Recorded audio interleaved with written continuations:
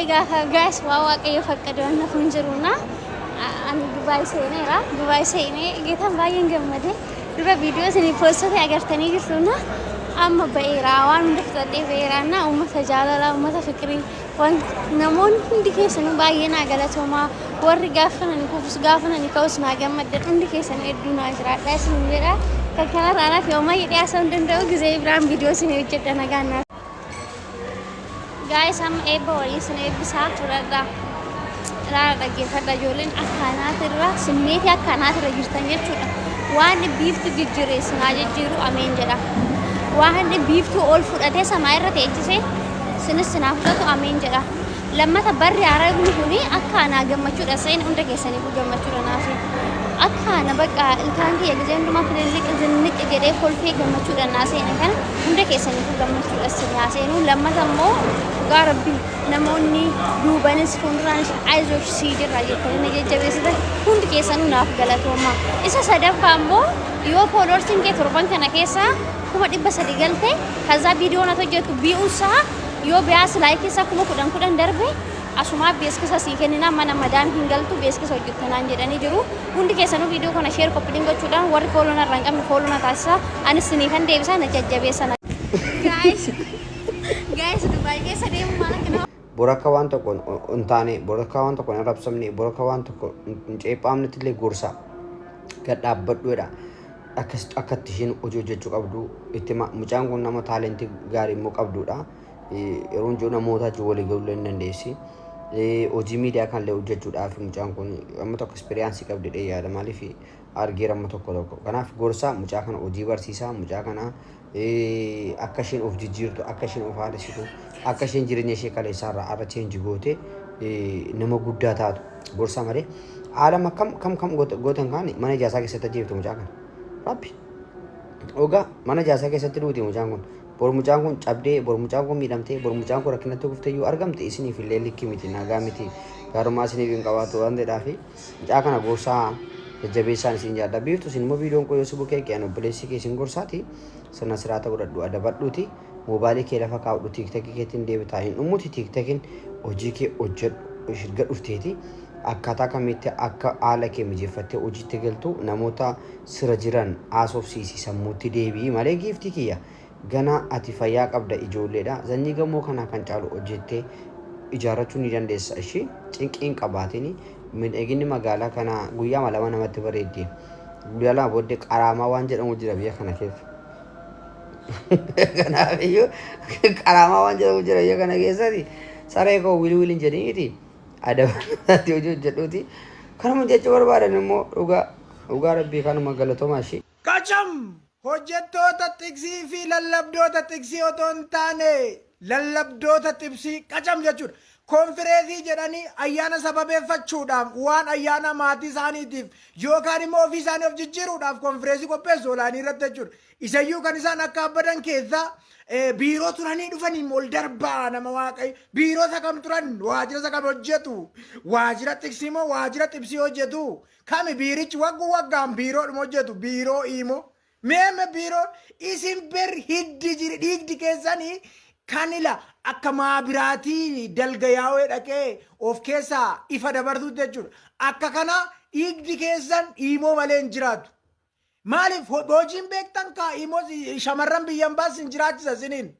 Ilaala akka isaan sallafan eessatti sallaftu wal guurtanii?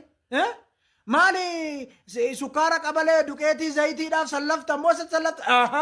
Dhugaadha kaa xibsiidhaaf sallattan tiksii otoo hin taane.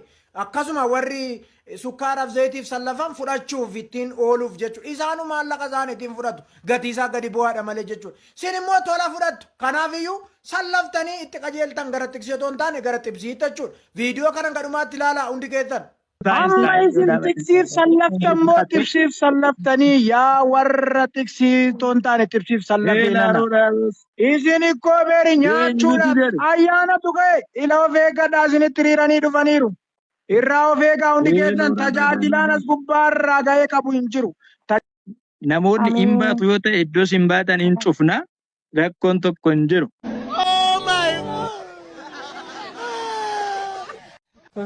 keessas bulle baraa keessas mamma gubbaarraa tajaajilta ayyaana kana xuurachuudhaan malee kanaaf maal isiniin warra tiksiitti sallafetoon sagalee waaqayyoo dhagaa waaqayyoo gooftaa. Egaa haalli isaan ittiin dhufan xiqqoo biiroodhaa bahan jechuudha. Isaan waajjira seenanii achi keessaa bahanii nama waaqayyoo raajii Eeliyaas weelkaam goottaa ol darbaa. ol darbaa hojjettoonni tibsii abeet tibsii irratti sallaftanii kanaan dubayyuu hattoota waan ayyaana ishee maal irratti qabda qabame hattu ollaa Sinanțe galanătoa, sinanțe billana warana jemi waaqayyo. Jarri sobduun kun hudduu lama qabu. Hudduu isa paablikitti ittiin dhufan Oromoo irraa kiraayii fudhatu. Egaa akkasi gaafa namni ol ba'u gannama buusuu gaafa namni ol ba'u gannama buusuu jechuudha hanga tokko irratti dubbanneera. Umurii keessan guutuu waldaa himoo dabarsitu moo ijoollumti jalaa elmamaa jirtu kuni biyya gaafa galtan dhugumaan himoo waaqeffattu dhugumaan abbaa fuudhaa keenya jettanii jala kaattu moo waldaa kiristaanaa dhaqxu kana bicha naa deebisa. Waldaan kiristaanaa isa seerriif kaawunsiliin beeku boru yoo galte kan itti tajaajilamtu yoo dhukkubsate kan sii kadhatu yoo rakkatte kan maatii kee bukkee dhaabbatu yoo akka tasaa namni lubbuudhaan biyya lafaa kanarratti hafu hin jiru yoo akka tasaa lubbuun kee darbellee haala seeraan gadda kee irrattis gammachuu kee irrattis kasi geggeessaan keellee kan sii bareedu jechuudha. Iimootu gad bu'ee dhufee si awwaala moo iimoodha moo tokkummaan abiyyaata kiristaanaa qabdi iimoon kun jechuudha. Isin yeroo hundumaa yaa warra iimoo dhiigdi keessan kanaan malee hin jiraatu. Isin waan garaa bitattaniittu mana keessatti ulaagaalee hunda guutattaniittu harraba toltanii harraba mi'ooftanii of caccabsitanii takkattuun raajjuu takkattuun gorsituu takkattuun immoo keessa nu gargaara waldaa lafarratti gadi buusne ijaarraa jettu ijoollumta jalaa elmamtu kuni waaqayyoo fi nama gidduu jaarsummaan maaliif barbaachise kana naa gaafadha. Kagaafitti naa qabadha namoonni seerri wangeelaa sinii galee namoonni waaqayyoon beektan jechuudha. Waaqayyoof nama gidduu jaarsummaan maaliif barbaachise? Innis nama atis nama kan uumeenyu rabbi kan uumeenyu waaqayyoo. Kanaafiyyuu jaarsummaan barbaachisu aqiitti ergaa itti naa himime yookaan immoo keleetti jaarsummaa naa bahime wallollee. Akkasiin ijoollee qarnabushoonni waldaa himoo jala guluftu. Jaarsummaa itti naa bahimee maaloo nama waaqayyo naa kadhadhu maaf sii kadhata hin kadhattu. Maal jilba kee keessa eebootu jira hin kadhattu. Jaarsummaa sii fi waaqa gidduutti maaliif barbaachise? Maaliif waaqayyootti jaarsummaa ergatta? Sisin dhagaa isa sin dhagaa isa guddifateetu hatticha guddifate siin immoo hatticha dhalche siin hin guddifanne miti hin guddifanne. Kanaafiyyuu maal goota?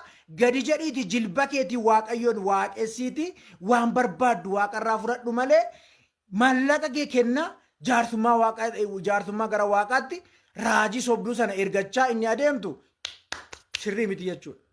Biraanchii bantanaan jedhanii onaanuu kiraanchi hin adeemsanii 2015 seensa 2016 maal sii godharee biraanchi maalan banan kiraanchi hin adeemsa jireenyi Itoophiyaa jechuudha.